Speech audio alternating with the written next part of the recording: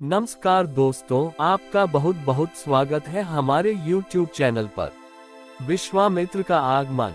अयोध्यापति महाराज दशरथ के दरबार में यथोचित आसन पर गुरु वशिष्ठ, मंत्रीगण और दरबारीगण बैठे थे।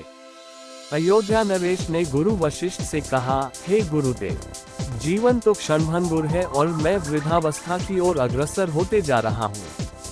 राम, भरत, लक्ष्मण और शत्रुघ्न चारों ही राजकुमार अब वयस्क भी हो चुके हैं। मेरी इच्छा है कि इस शरीर को त्यागने के पहले राजकुमारों का विवाह देख लूं। अतः आपसे निवेदन है कि इन राजकुमारों के लिए योग्य कन्याओं की खोज करवाएं। महाराज दशरथ की बात पूरी होते ही द्वारपाल ने ऋषि विश्वामित्र के आगमन की सूचना दी।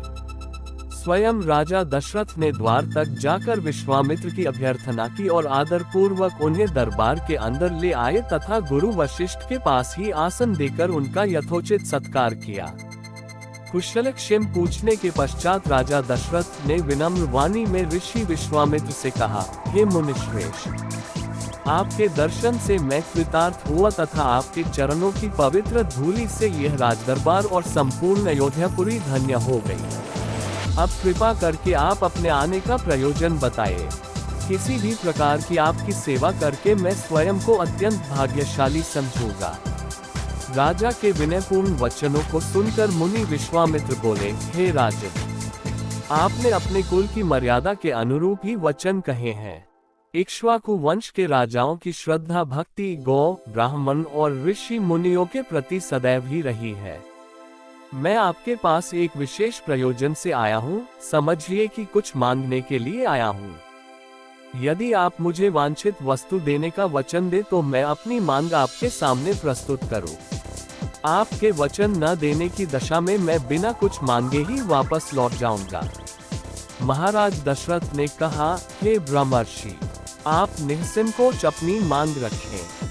संपूर्ण विश्व जानता है कि रघुकुल के राजाओं का वचन ही उनकी प्रतिज्ञा होती है। आप मांग तो मैं अपना शीश काट कर भी आपके चरणों में रख सकता हूँ। उनके इन वचनों से आश्वस्त ऋषि विश्वामित्र बोले, राजन, मैं अपने आश्रम में एक यज्ञ कर रहा हूँ। इस यज्ञ के पूर्णाहुति के समय मारीच और सुबाहु नाम के दो राक्षस आकर रक्त, मांस आदि अपवित्र वस्तुएं यज्ञ वेदी में फेंक देते हैं। इस प्रकार यज्ञ पूर्ण नहीं हो पाता। ऐसा वे अनेक बार कर चुके हैं। मैं उन्हें अपने तेज से श्राप देकर नष्ट भी नहीं कर सकता, क्योंकि यज्ञ करते समय क्रोध करना वर्जित है। मैं जानता हूँ कि आप मर्यादा का पालन करने वाले ऋषि मुनियों के हितैषी एवं प्रजावत्सल राजा हैं।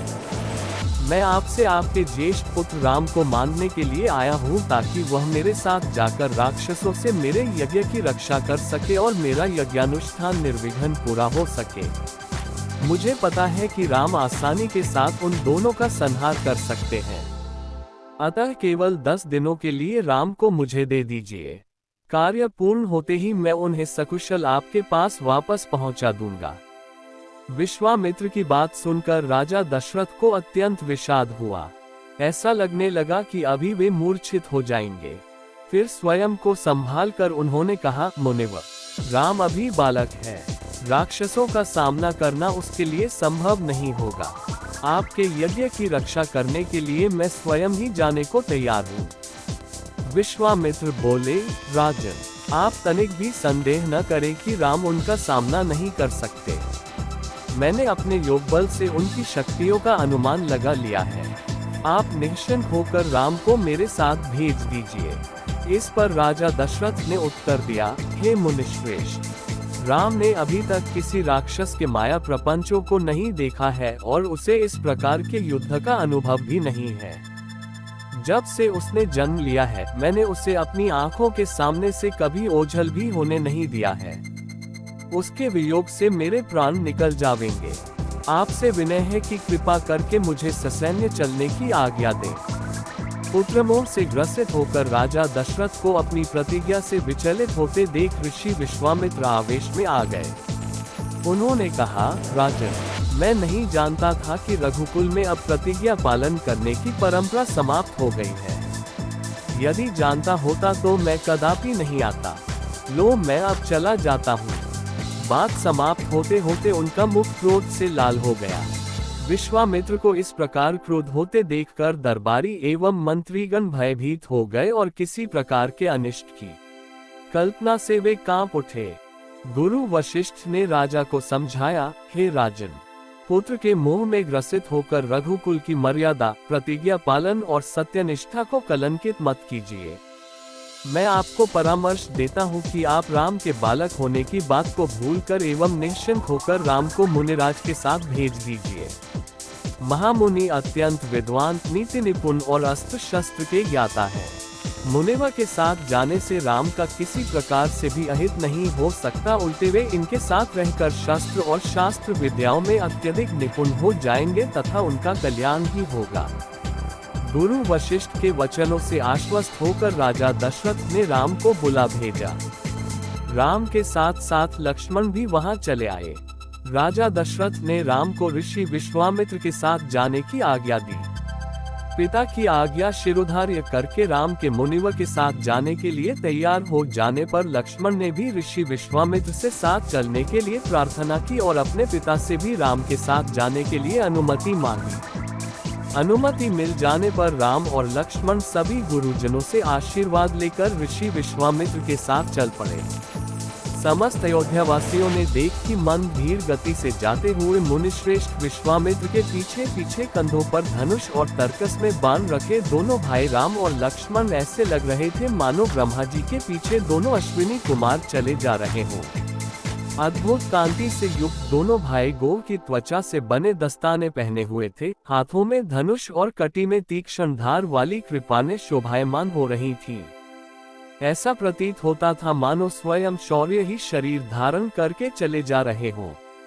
लता विप्पों के मध्य से होते हुए 6 कोस लंबा मार्ग पार करके वे पवित्र सरयू नदी के तट पर पहुंचे। मुनि विश्वामित्र ने स्नेहयुक्त मधुर वाणी में कहा, हे वत्स, अब तुम लोग सरयू के पवित्र जल से आचमन स्नान आदि करके अपनी थकान दूर कर लो, फिर मैं तुम्हें प्रशिक्षण दूंगा। सर्वप्रथम मैं तुम्हें बला और अतिबला नामक विद्याएं सिखाऊंगा। इन विद्याओं के विषय में राम के द्वारा जिज्ञासा प्रकट करने पर ऋषि विश्वामित्र ने बताया, ये दोनों ही विद्याएं असाधारण हैं। इन विद्याओं में पारंगत व्यक्तियों की गिनती संसार के श्रेष्ठ पुरुषों में होती है। विद्वानों ने इन्हें समस्त विद्याओं की जननी बताया है। इन विद्याओं को प्राप्त करके तुम भूख और प्यास पर विजय पा जाओगे। इन तेजों में विद्याओं की सृष्टि स्वयं ब्रह्मा जी ने की है।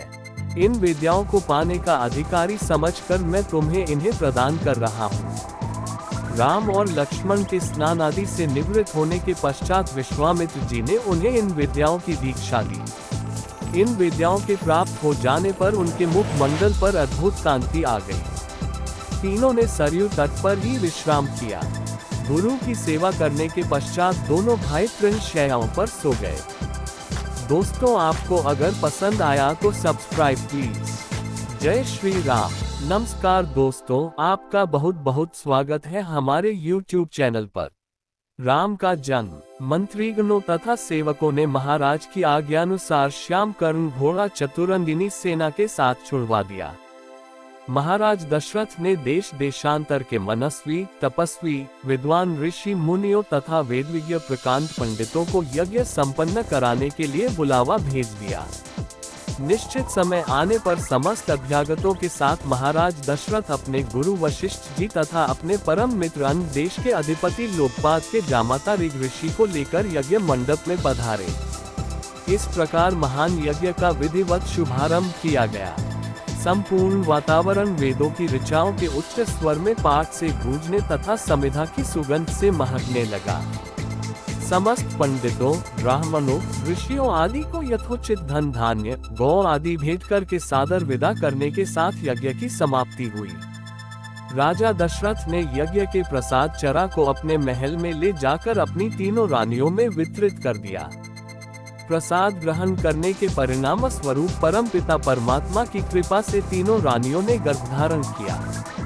जब चैत्र मास के शुक्ल पक्ष की नवमी तिथि को पुनर्वसु नक्षत्र में सूर्य, मंगल, शनि, बृहस्पति तथा शुक्र अपने अपने उच्च स्थानों में विराजमान थे, कर्क लग्न का उदय होते ही महाराज दशरथ की बड़ी रानी कौशल्या के गर्भ से एक शिशु का जन्म हुआ, जो कि श्यामवर्ण, अत्यंत तेजोमय, परम कांतिवान तथा अद्भुत सौंदर्यशाली था। उस शिशु को देखने वाले ठगे से रह जाते थे। इसके पश्चात शुभ नक्षत्रों और शुभ घड़ी में महारानी कैकेयी के एक तथा तीसरी रानी सुमित्रा के 2 तेजस्वी पुत्रों का जन्म हुआ। संपूर्ण राज्य में आनंद मनाया जाने लगा। महाराज के 4 पुत्रों के जन्म के उल्लास में गंधर्व गान करने लगे और अप्सराएं नृत्य करने लगी। देवता अपने विमानों में बैठकर पुष्प वर्षा करने लगे। महाराज ने उन्मुक्त हस्त से राजद्वार पर आए हुए भाट चारण तथा आशीर्वाद देने वाले ब्राह्मणों और याचकों को दान दक्षिणा दी। पुरस्कार में प्रजाजनों को धन धान्य तथा दरबारियों को रत्न, आभूषण तथा उपाधियां प्रदान किया गया। चारों पुत्रों का नामकरण संस्कार महर्षि वशिष्ठ के द्वारा कराया गया तथा उनके नाम रामचंद्र, भरत, लक्ष्मण और शत्रुघ्न रखे गए। आयु बढ़ने के साथ ही साथ रामचंद्र गुणों में भी अपने भाइयों से आगे बढ़ने तथा प्रजा में अत्यंत लोकप्रिय होने लगे। उनमें अत्यंत विलक्षण प्रतिभा थी, जिसके परिणाम स्वरूप अल्पकाल में ही वे समस्त विषयों में पारंगत हो गए। उन्हें सभी प्रकार के अस्त्र शस्त्रों को चलाने तथा हाथी, घोड़े एवं सभी प्रकार के वाहनों की सवारी में उन्हें असाधारण निपुणता प्राप्त हो गई। वे निरंतर माता पिता और गुरुजनों की सेवा में लगे रहते थे। उनका अनुसरण शेष 3 भाई भी करते थे। गुरुजनों के प्रति जितनी श्रद्धा भक्ति इन चारों भाइयों में थी, उतना ही उनमें परस्पर प्रेम और सौहार्द भी था। महाराज दशरथ का हृदय अपने चारों पुत्रों को देखकर गर्व और आनंद से भर उठता था। दोस्तों, आपको अगर पसंद आया तो सब्सक्राइब प्लीज। जय श्री राम।